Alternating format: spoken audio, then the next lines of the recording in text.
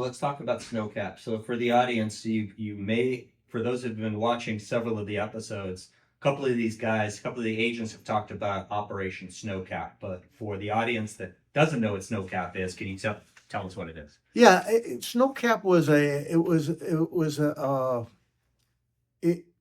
what they tried to do. They figured, okay, we need to try and stop the cocaine at coming out of the laboratory, so and at the source location, so that it never makes it to the United States. So the idea was to try and identify where there are cocaine laboratories and airfields, and go in and try and seize the cocaine in the laboratories. Had to get rid of the chemicals, somehow get rid of the chemicals, and then the idea was to block the airfield so they're no longer usable. So what we'd end up doing is going in with a team of DEA, team of Peruvian military or Peruvian police, or a combination of both. There's normally a U.S. military advisor on there with us as well. And you go in and once we'd identify where we believe there was a laboratory, we go in a helicopter, set down in a location. You normally had to hike in about an hour, hour and a half hiking to the location. Take down the guys who were manufacturing the cocaine, which is normally peasants, and I mean, 4 or 5 people that are there. Sometimes even families that are there.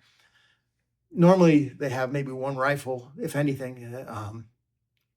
You take down that, then you have to figure out what you're going to do with the chemicals, because the chemicals, initially, we ended up blowing up the chemicals or lighting them on fire, but the environmental problems that you had from that after a while was an issue.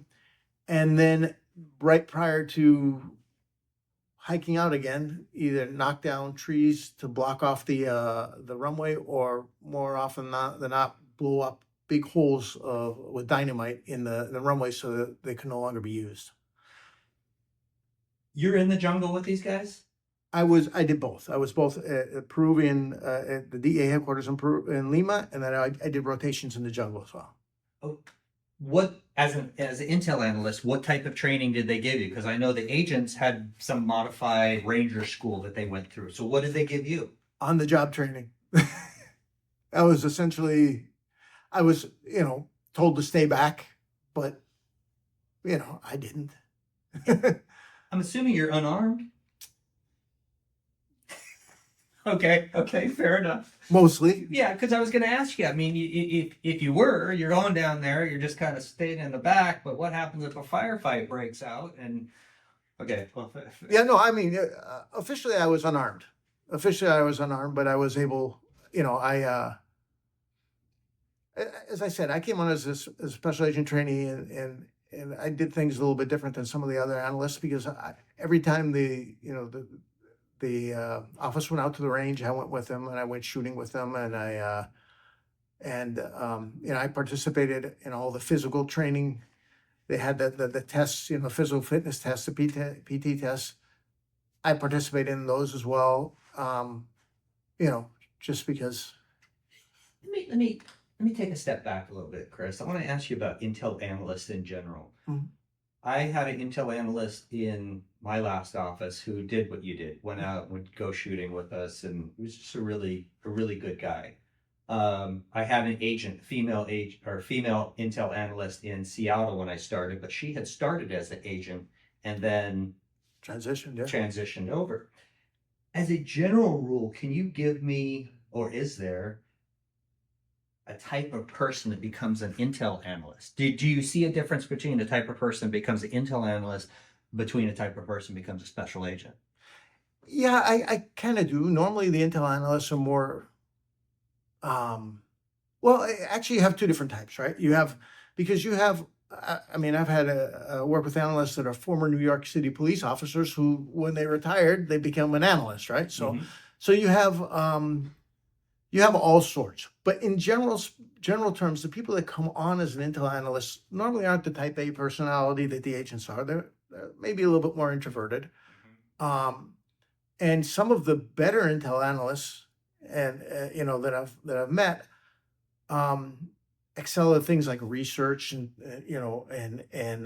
they have more of an analytical mindset than actually physical. So but you kind of had all types there. You really did, on the intel side. Over the course of your career, did you see a specific attribute that made a good intel analyst? Well, I think the same attribute to the agents, it's curiosity to get to the bottom of something, right? I mean, um, if you really want to get to the bottom of something, you're tenacious in getting there, and I think that's what makes a good agent. I think that's what makes a good analyst as well. Okay.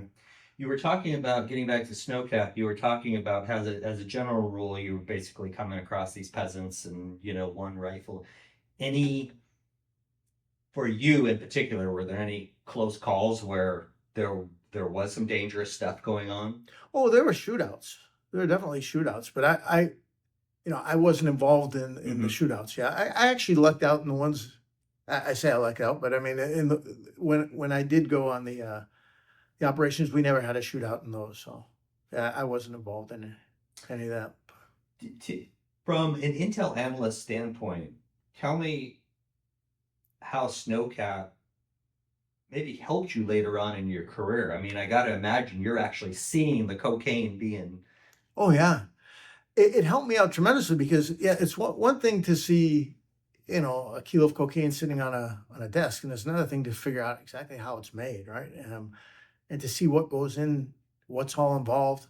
And also, there's a human side of it too. I mean, you have the coca stompers and the guys out there are stomping on the coca leaves, and the ones, and these are really poor people. I mean, when you start the job, or when I started the job, I tended to believe all drug traffickers are bad people. They're bad people. They got to be in jail. When you're out seeing the people actually making the cocaine, it kind of humanizes it, right? Mm-hmm. So some of the people are really bad people and should be in jail, and some of the other people there had no options, right, with their life.